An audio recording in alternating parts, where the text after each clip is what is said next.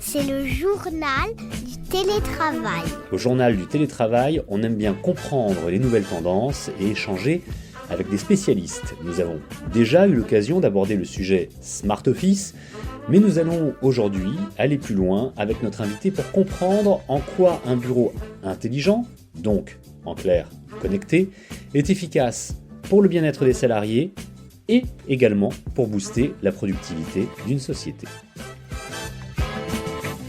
Et pour parler du Smart Office, nous avons aujourd'hui invité Nicolas Vauguier. Bonjour Nicolas. Bonjour Fred. Vous êtes directeur partenariat et marketing chez Zèbre. Alors Zèbre, c'est une société intéressante déjà dans son nom puisque ça s'écrit Z#BRE, mais ça se prononce bien Zèbre. Peut-être que vous parlez de votre société en deux mots déjà. Alors Zeb, c'est une société qui va aller aider les entreprises, donc du coup à créer des espaces de travail intelligents, d'où le sujet du Smart Office. Et donc du coup, on va aider à aller gérer la complexité autour de ces technologies pour permettre aux gestionnaires des espaces de pouvoir créer les environnements de travail qui vont être le mieux possible pour les salariés et du coup de permettre aux collaborateurs d'avoir une expérience entourée de services et de faciliter tous les nouveaux modèles hybrides de travail. Et justement, le Smart Office, c'est effectivement l'objet de cet épisode du journal du télétravail. Nous allons parler ensemble pendant plusieurs minutes, mais peut-être qu'en quelques mots, vous pouvez nous le définir. Vous l'avez déjà un petit peu fait finalement, Smart Office, bureau intelligent. C'est un bureau dans lequel on va utiliser des logiciels, des objets connectés et des logiciels d'analyse de données pour permettre d'aider les talents, les collaborateurs de travailler de la meilleure des manières, de manière efficace et productive et surtout en fait de leur permettre dans des modèles hybrides de travail de venir au bureau et d'avoir vraiment des expériences. Qu'est-ce qui vous a amené à travailler sur ce sujet? C'était déjà présent avant le Covid ou ça a été amené par la pandémie? Alors c'était déjà un sujet qui était avant le Covid. Parce Ouais. que pour le savoir, le taux d'occupation moyen en Île-de-France dans les espaces de travail, il était de 60%. Oui. Parce qu'il y a des gens qui sont, voilà, ils sont en RTT, ils sont en vacances, ils sont à l'extérieur, et puis on avait plus d'espace que nécessaire. Ensuite, il y a eu la période Covid, où évidemment, du coup, avec les confinements, la mise en place du télétravail, et ben, l'occupation des espaces a drastiquement baissé. Et donc, du coup, on est sur les taux d'occupation qui sont entre 20%, 30% selon les entreprises. Et du coup, avec des espaces qui sont inutilisés, qui consomment de l'énergie et aussi qui favorisent pas non plus la collaboration pour les collaborateurs. Je le dis sous forme de clin d'œil évidemment, mais du coup c'était une bonne affaire pour vous le Covid. Ça nous a bien aidé et puis ça a accentué une tendance de fond qu'on sentait.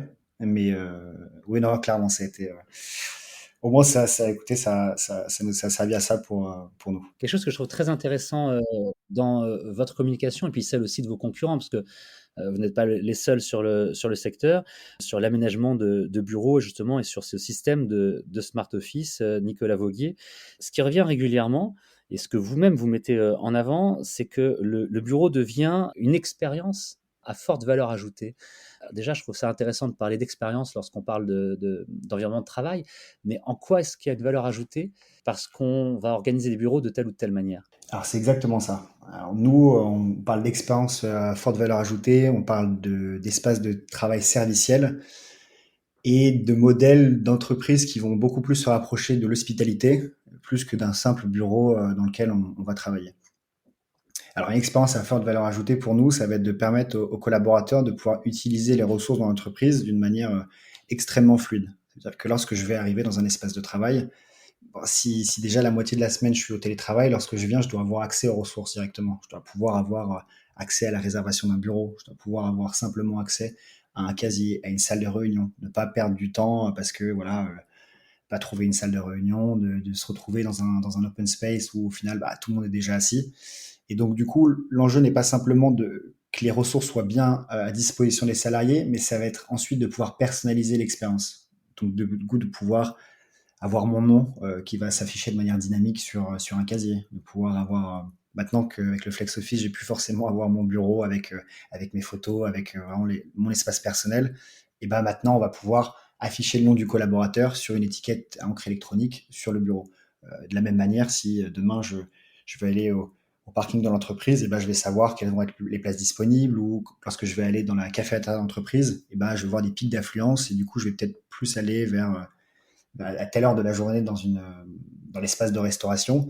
Et de la même manière, il y a tout l'aspect aussi environnemental autour de la qualité de l'air, au niveau des espaces bruyants. On va m'orienter vers un espace qui va être plus à même de répondre à mon besoin. En fait, on va vraiment passer dans des environnements de travail qui vont être basés selon mon activité. Si je veux travailler de manière collaborative, je vais savoir que dans telle zone, là, ça va répondre réellement à mes besoins. Et par contre, si j'ai besoin d'un moment un peu plus tranquille, il y aura d'autres zones qui vont être affectées. Donc vraiment, on va complètement changer le modèle d'utilisation des espaces. Pas vraiment besoin de vous demander si ça plaît aux salariés, aux collaborateurs des entreprises qui sont organisées comme ça en smart office, parce que d'après votre description, effectivement, c'est quand même plutôt agréable. Alors du coup, je vais plutôt vous demander, est-ce que c'est un moyen, un argument pour recruter? Totalement, parce qu'en fait, il va y avoir un réel enjeu autour du travail hybride, ça va être de garder ses employés engagés. Et donc, pour garder ses employés engagés, il faut leur donner aussi envie de revenir au bureau, mais dans des très bonnes conditions. Donc, en Ouais. leur permettant d'avoir accès à toutes les ressources dans l'entreprise, de pouvoir personnaliser l'expérience, comme je le disais, en ayant ce sentiment dans un espace de partage, de me dire, ah bah tiens, cette ressource, elle ne va m'être affectée. Et de la même manière, ça va être aussi tout autour du bien-être. Ça va être la qualité environnementale de l'espace. On va vérifier que les taux de CO2 sont bons, que les espaces ne sont pas bruyants suivant mon besoin d'activité. Et ça va être aussi de créer un sentiment d'appartenance dans l'entreprise de manière de vraiment valoriser de A à Z l'expérience que je vais avoir au bureau. Et puis un autre point qui est assez important, c'est ce côté, il y a de plus en plus, on est dans un environnement qui est de plus en plus connecté. Et Oui. donc l'endroit où on va devoir travailler, il doit répondre à l'expérience qu'on a l'habitude de vivre hors du travail. Et donc on va pouvoir mélanger les deux en se disant, bah tiens, je vais pouvoir déclarer mon télétravail depuis la maison, et puis quand je vais avant d'arriver au travail, je vais pouvoir réserver mon espace, et puis je vais pas faire de la route sans être sûr que je vais avoir ma place de parking, mon casier, ma salle de réunion, mon bureau. Enfin, ça va être vraiment dans la lignée de tout ça. Tout cela est fort intéressant et surtout, j'allais dire sur le confort, un confort utile, voire nécessaire, mais sur du confort. Mhm. D'un point de vue, productivité, d'un point de vue, travail à proprement dit, en quoi est-ce que le smart office peut aider les collaborateurs d'une entreprise, Nicolas Vauguier? Ça va être vraiment sur l'aspect de ne pas avoir de friction lorsqu'on va avoir besoin d'utiliser une salle de réunion. Parfois, il y a plein de gens qui vont faire qui vont réserver une salle de réunion, ceux qui vont pas venir. Et Oui. donc, du coup, cette salle de réunion, elle va être bloquée. Et avec un smart office, on va pouvoir permettre de manière automatique de libérer cette salle et de la remettre à disposition de quelqu'un d'autre. Ou quelqu'un qui avait décidé de venir au travail mardi, mais au final n'a pas pu. Et donc, du coup, il va bloquer un bureau et donc personne ne pourra l'utiliser. C'est vraiment cet esprit de se dire, c'est un endroit de partage, le bureau. Et il va falloir que les ressources puissent se libérer et se réserver en temps réel, comme un casier. Quand je viens maintenant dans un modèle de flex office, il faut que j'ai un casier à disposition. Et donc, du coup, de pouvoir, à la mi-journée, de pouvoir le libérer de manière automatique si j'en ai plus besoin.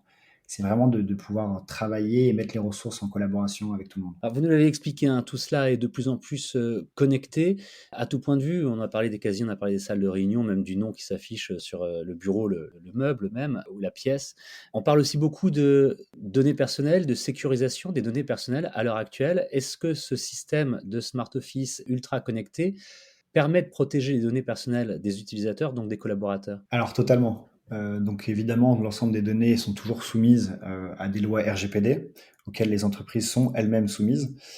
Et donc, du coup, typiquement, si on parle de capteurs, je sais que c'est un sujet qui fait parfois peur pas mal de gens, by design, ils vont être anonymes, parce que ça va être comme un système d'éclairage lorsqu'on rentre dans une pièce. Le sujet n'est pas de savoir que c'est Nicolas Vauguier qui a utilisé ce bureau. Le sujet est de savoir si est-ce que j'ai assez de bureaux pour mes collaborateurs. Est-ce que mes espaces vont offrir les bons services à mes collaborateurs? Est-ce que j'ai assez de phonebox? Donc, est-ce que j'ai assez de salles de réunion? Justement, ces capteurs de ces détections de présence vont permettre de pouvoir savoir comment est-ce qu'on sont utilisés.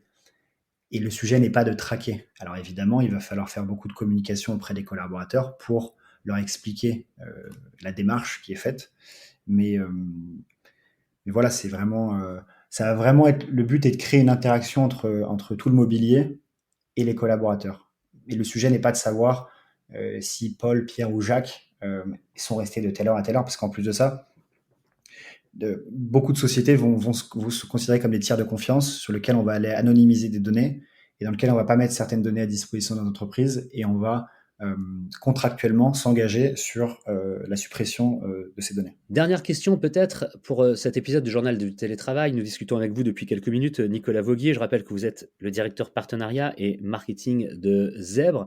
Zèbre, une entreprise qui conçoit, on vient d'en parler, hein, des systèmes technologiques pour le smart office, pour le bureau intelligent. Tout ça est extrêmement intéressant, mais je suis sûr que beaucoup de gens nous écoutent et se disent, mais ça s'adresse à qui? Est-ce que c'est uniquement pour des multinationales? Est-ce que c'est uniquement pour des startups? Pour les deux, et peut-être pas uniquement que pour les deux d'ailleurs? C'est pour tout le monde, mais chacun a des enjeux qui vont être différents.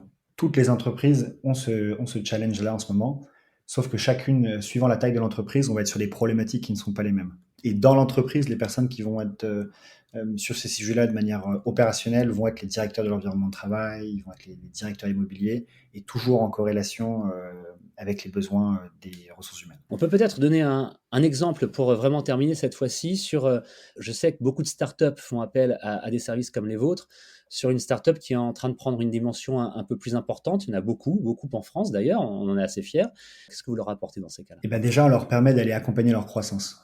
Parce que on se retrouve quand il y a des startups qui embauchent plusieurs dizaines de collaborateurs par mois, répondre toujours aux besoins immobiliers et des espaces de travail, c'est extrêmement complexe. Est-ce que j'ai besoin de rajouter des salles de réunion? Est-ce qu'il me manque des bureaux? Comment est-ce que je vais faire dans le temps si demain j'accueille 200 collaborateurs? Comment est-ce que mes espaces vont pouvoir vraiment répondre à ces usages-là? Donc on va les accompagner dans leur croissance, et aussi ces sociétés-là ont toujours la volonté d'être un endroit où les collaborateurs vont s'épanouir. Et l'épanouissement, ça passe toujours par le bien-être, l'expérience, avoir des services qui vont être personnalisés, et toujours le côté de créer une identité forte de marque.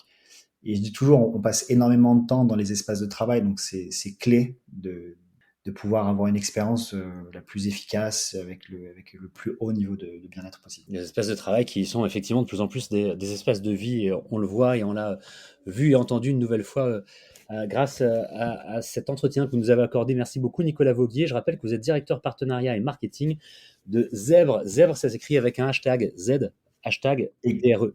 Merci. C'est ça. Merci beaucoup Fred. Le Journal du télétravail, c'est le podcast qui vous aide à mieux télétravailler. Vous le retrouvez plusieurs fois par semaine sur capital.fr et évidemment gratuitement sur toutes les plateformes de podcast. Pour lire des prolongements des sujets que nous abordons ici ensemble, n'hésitez pas à ouvrir votre magazine management, et pour nous contacter, une seule adresse email, lejournaldutélétravail@gmail.com. À bientôt. C'est le journal du télétravail.